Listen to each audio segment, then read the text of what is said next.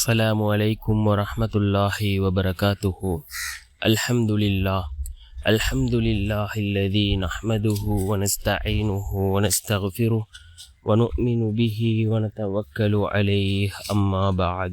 அன்பிற்குரிய அல்லாஹ்வின் நல்லடியார்களே, அன்பு சகோதரர்களே, நாம் தொடர்ச்சியாக பார்த்து வரக்கூடிய துஆக்களினுடைய திக்ருகளினுடைய தொகுப்பில் இன்று நாம் பார்க்க இருக்கின்ற விடயம் என்னவென்றால், நாம் காலையிலே இந்த துஆவை ஓதுவோம். இந்த துஆவை ஓதுவதன் மூலமாக அல்லாஹ் ஜல்ல சுப்ஹானஹு வ தஆலா நம்முடைய எல்லா தேவைகளையும் பூர்த்தி செய்து தருகின்றான். அதே போன்று நம்முடைய எல்லா நிலைமைகளையும் அல்லாஹ் சீர்படுத்தி தருகின்றான். அல்லாஹ்வினுடைய உதவிகளை பெற்றுத்தரக்கூடிய மிகவும் அற்புதமான ஒரு துஆவை தான் நாம் இன்றைய வீடியோவில் பார்க்க இருக்கின்றோம். அன்பார்ந்த சகோதரர்களே, அல்லாஹ்வின் நல்லடியார்களே, ரசூலுல்லாஹி ஸல்லல்லாஹு அலைஹி வஸல்லம் அவர்கள் நமக்கு ஏராளமான துஆக்களை கற்றுத் தந்திருக்கிறார்கள். காலையில் ஓதக்கூடிய துஆக்கள், அதே போன்று மாலையில் ஓதக்கூடிய துஆக்களை ரசூலுல்லாஹி ஸல்லல்லாஹு அலைஹி வஸல்லம் அவர்கள் நமக்கு கற்றுத் தந்திருக்கிறார்கள். காலையில் ஓதினால் மாலை வரைக்கும் அல்லாஹ்வின் உதவியும் பாதுகாப்பும் கிடைக்கும். மாலையில் ஓதினால் மறுநாள் காலை வரைக்கும் அல்லாஹ்வின் உதவியும் பாதுகாப்பும் கிடைக்கும். இவ்வாறு பல துஆக்களை ரசூலுல்லாஹி ஸல்லல்லாஹு அலைஹி வஸல்லம் அவர்கள் நமக்கு கற்றுத் தந்திருக்கிறார்கள். நாம் துஆக்களை கேட்கின்ற பொழுது யக்கீனோடு ஹலாஸோடு துஆக்களை கேட்க வேண்டும். அவ்வாறு கேட்கக்கூடிய துஆக்களே அல்லாஹ்விடத்திலே கபூலாகின்றது. அல்லாஹ் தன்னுடைய குர்ஆனிலே குறிப்பிடுகின்றான், பொறுமையை கொண்டும் தொழுகையை கொண்டும் என்னிடம் உதவி தேடுங்கள் என்று அல்லாஹ் தன்னுடைய குர்ஆனிலே குறிப்பிடுகின்றான்.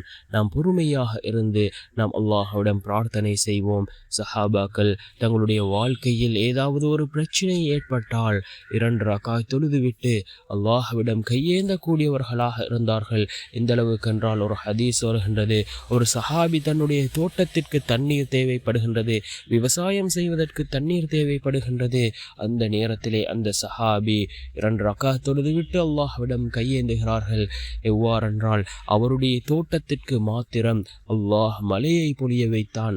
அன்பார்ந்த சகோதரர்களே, அல்லாஹ்வின் நல்லடியார்களே, நமக்கு ஏதாவது ஒரு பிரச்சனை ஏற்பட்டால் அல்லது கஷ்டங்கள் கவலைகள் ஏற்பட்டால் நாம் அல்லாஹ்விடம் கையேந்தி பிரார்த்தனை செய்வோம்.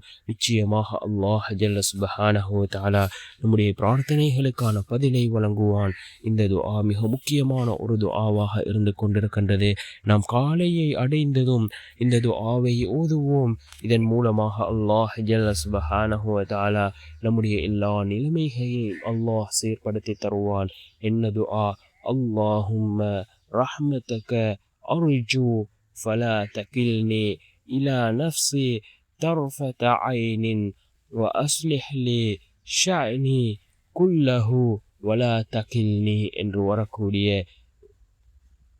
ஷஅனி குல்லஹு லா இலாஹ இல்லா அன்த என்று வரக்கூடிய இந்த துஆ மீண்டும் ஒரு முறை ஓதுகின்றேன்.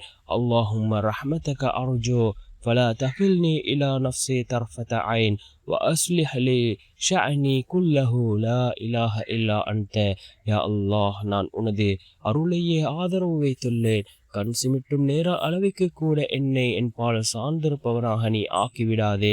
மேலும் என்னுடைய அனைத்து காரியங்களையும் சீர்படுத்துவாயாக. வணக்கத்திற்குரியவன் உன்னை தவிர வேறு யாரும் இல்லை என்று பொருள்படக்கூடிய இந்த துஆவை ஓதி நாம் அல்லாஹ்விடம் பிரார்த்தனை